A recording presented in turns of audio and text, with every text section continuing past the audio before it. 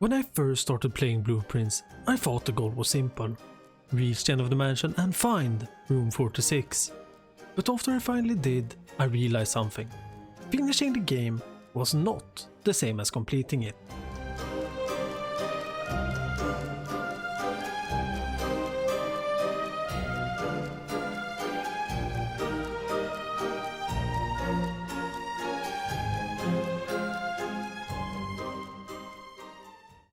So what does it actually mean to complete Blueprints? We are going to break down what Blueprints really is, what it means to complete it, and how far you should go in your pursuit of answers. Let's start our breakdown by talking about the gameplay. Blueprints is a roguelike puzzle-driven game where progress comes from learning how the mansion operates and the secrets that are hiding beneath the surface. The game revolves around building a path through the mansion by drafting different rooms and paths that will provide you clues towards the big mystery that is room 46. Instead of health being the resource that determines your stay in the mansion, you're instead limited by how many steps you can take each day, and when the day ends, you start over from scratch. Kinda. Your knowledge will stay with you, and that means you will uncover more puzzle pieces to the overarching mystery. But all the rooms you drafted will reset. To the game's credit, this loop feels satisfying. Even when you are stuck with drafting the mansion, the knowledge you gain will make you feel that you are always progressing. This mechanic connected to building the mansion is, in my opinion, the best thing about the gameplay.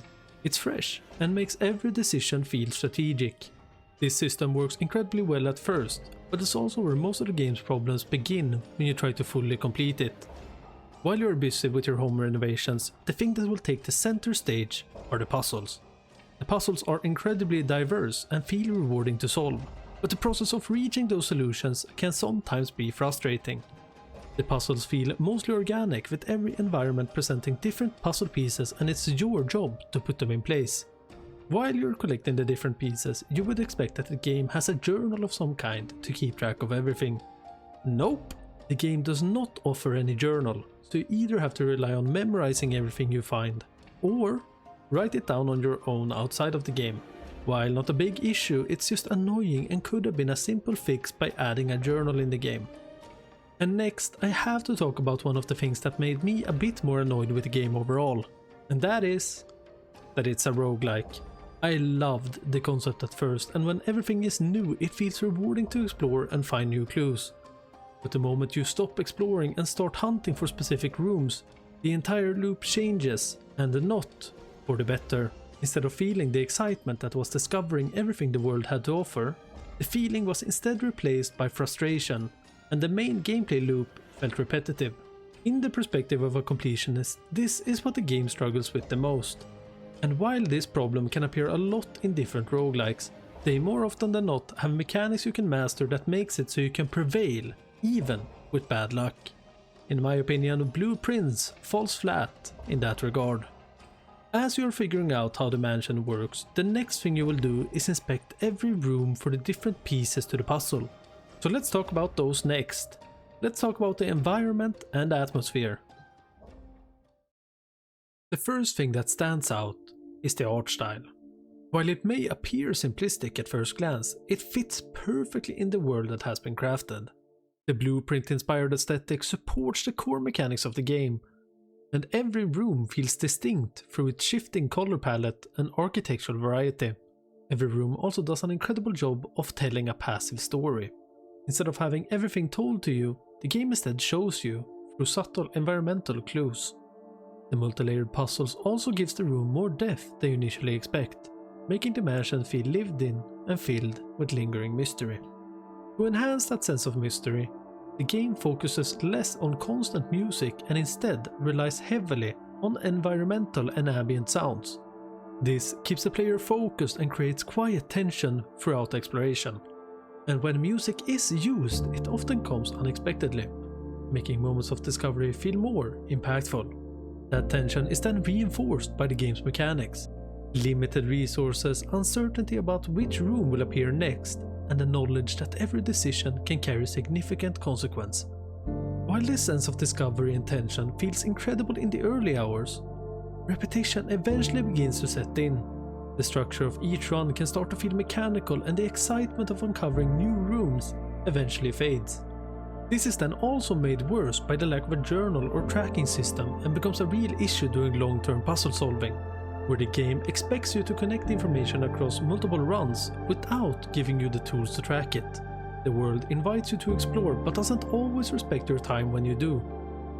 Overall, the environment has a lot of personality and tells a story by itself. So let's talk about that next. Let's talk about the story and world building. When you're introduced to the mansion, your goal is to find room 46 and inherit the mansion. But you will quickly find out that there are a lot of different mysteries and questions that need to be solved or answered. These questions and mysteries are primarily presented through different notes that drip feed the information to the player, which ties in really nicely with both the gameplay and environment aspects of the game. The gameplay makes it so you can choose what part of the mansion to explore more and immerse yourself in, and the environment supports this future by subtly showing off clues to lead you in the right direction. When those clues come together, it's amazing. The overarching story presented in the game feels incredible to put together. This makes it so the story unfolds through curiosity and observation, rather than traditional storytelling connected to dialogue and cutscenes. But let's for the third time talk about the lack of a journal. Without a journal to catalog your findings, it's hard to actually know what part of the story you have found and what more there is to find. This can create the feeling of the history feeling fragmented and incomplete. This works in the game's favor early on when you're trying to explore the entire mansion, but becomes a problem when you're trying to complete everything. Instead of feeling like you're uncovering a mystery, it can start to feel like you're trying to remember one. But even after all this, the mysteries that are presented feel incredibly satisfying to solve in this game, and the world building regarding the mansion and the surrounding area feels incredibly fleshed out, so you become invested to find out what has transpired. You have finally found room 46 and inherited the mansion. So, is it finally time to relax and enjoy a life of luxury in the mansion? Well, of course not. As I was reading the letter of congratulations for finding room 46, something stood out. The line, "Will you be content to stop there?" Of course not. It felt like it was taunting specifically me, like the game knew I was in it for the long run. So when I read that line, one question appeared in my mind, and that was, what's left for completion? One of the main driving points for continuing your quest into the mansion is answers. You can manage to beat the game by solving almost none of the mysteries the mansion has to offer. If you're good enough with drafting the mansion, you can basically run straight through it. But as you are drafting the different rooms, you will run into different unsolved mysteries that will keep nagging at you until you find the answers. And the late game puzzles are for the most part unique and interesting, but more importantly, they are incredibly satisfying to solve. But not all puzzles feel satisfying to find and solve, and if you're actually someone that wants to experience everything the game has to offer, I would recommend that you explore for a bit. If you get stuck, don't be afraid to look things up. While the puzzles themselves remain satisfying, the payoff for fully completing the game often isn't strong enough to justify the time investment. If you have a puzzle that's stuck in your head and you want answered, then by all means push yourself and find the answer. If the story beats are not for you, fear not, the game presents a variety of challenges to keep you on your toes. And these are what drew me in the most. I love to push myself, and these challenges test your knowledge when it comes to the game's mechanics. My favorites were beating the game under 1 hour and day 1 trophy. I'm not usually someone that enjoys speedrunning, but the satisfaction of learning exactly how the mansion works and bending it to your will is amazing. The best part about these challenges is that there is something for everyone. Do you enjoy the story and lore? Then the classroom trophy is perfect for you. Do you enjoy pushing the drafting mechanic to its limit? Then the drafting strategy trophy is perfect. But the ultimate challenge was the different game modes that you can unlock. And those are Curse mode and Dare mode. And these were the closest I came to abandoning the game. Out of the 2 unlockable game modes, Curse mode was the one I enjoyed the most. Every action has a negative reaction and it makes every decision feel that much more important. When I reached room 46 in curse mode, it was incredible. It felt like I could beat every challenge the game threw at me. Then came dare mode, and my excitement disappeared immediately. Dare mode consists of 4 dares the player must follow in the pursuit of room 46. And these dares are randomly selected for you, and that was where my disappointment set in.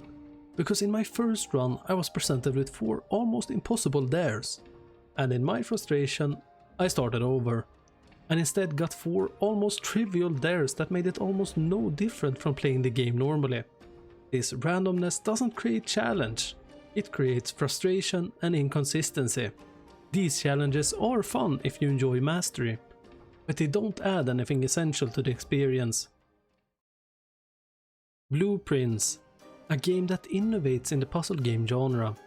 A game that impressed me in a lot of different ways. A game that pushes your mechanical knowledge to its limit.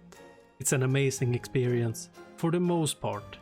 In terms of a casual playthrough, I would say that it's definitely worth it.